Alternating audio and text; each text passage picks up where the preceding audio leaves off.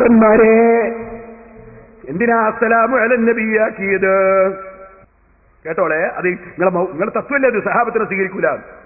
സഹാബികളുടെ വീക്ഷണങ്ങളെ മുജാഹിദ് പ്രസ്ഥാനം തെളിവായി അംഗീകരിക്കാത്തത് മൂലമാണ് വെള്ളിയാഴ്ചയിലെ 2 ബാങ്ക് മുത്തലാഖ്, തറാവീഹ് റകഅത്തുകളുടെ എണ്ണം തുടങ്ങിയ ഒട്ടേറെ വിഷയങ്ങളിൽ ഗൾഫ് സലഫികളുടെ നിലപാടുകളുമായി വിയോജിച്ചത് എന്ന് നിങ്ങളെ മുജാഹിദീങ്ങൾ എന്നെ എഴുതി വെച്ചിട്ടില്ലേ?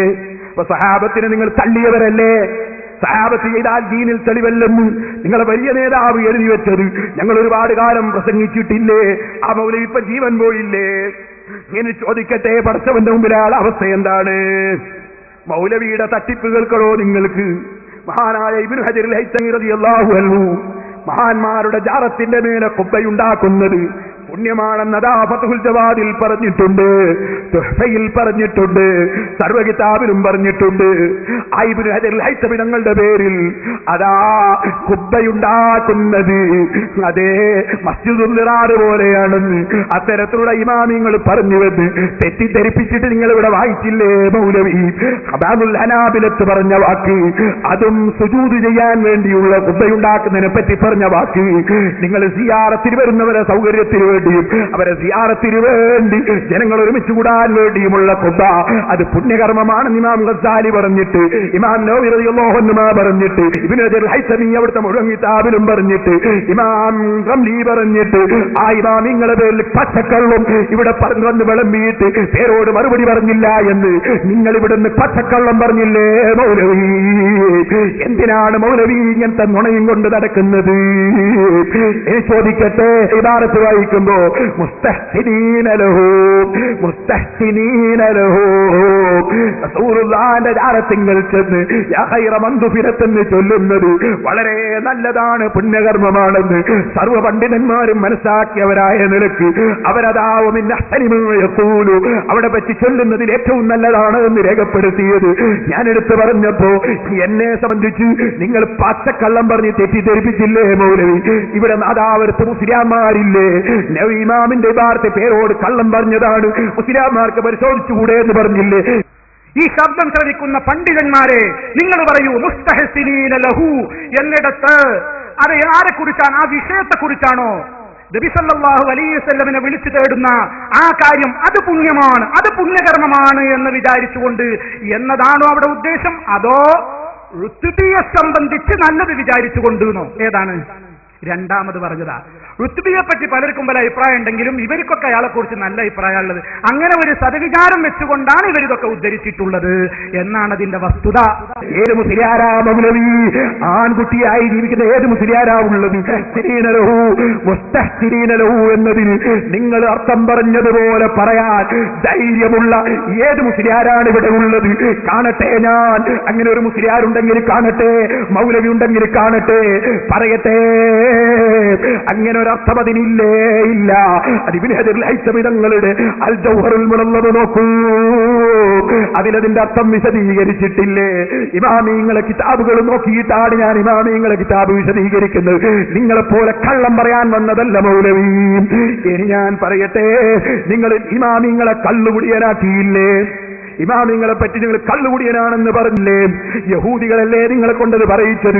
ഇല്ല മൗലവി, തോലുരിച്ചിട്ടല്ലാതെ, നിങ്ങളെ തോലുരിച്ചിട്ടല്ലാതെ നിങ്ങളെ യഹൂദി മതം ഇവിടെ പ്രചരിപ്പിക്കാൻ അനുവദിക്കൂല. സെലഫി ചെയ്ത തോന്നിവാസമുണ്ടിവിടെ. ഞാനതിതാ മുസ്ലിം സമുദായത്തിന്റെ മുന്നിലേക്ക് അതാ വ്യക്തമായി വലിച്ചു വെക്കുന്നു. ധൈര്യമുണ്ടോ സെലഫി? ധൈര്യമുണ്ടോ സലാഹി?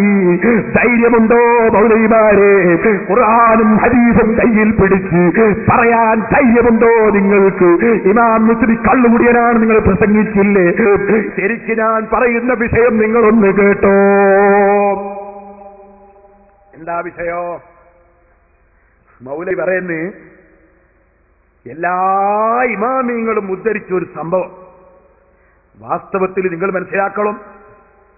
ഇമാം മുസ്ലിമിന്റെ സ്വപ്നമല്ല റസൂലുള്ളാഹിനെ ഇസ്തിഗാസ ചെയ്യാമെന്നതിന് മുസ്ലിമീങ്ങളെ തെളിവ് പരിശുദ്ധ ഖുർആനാ.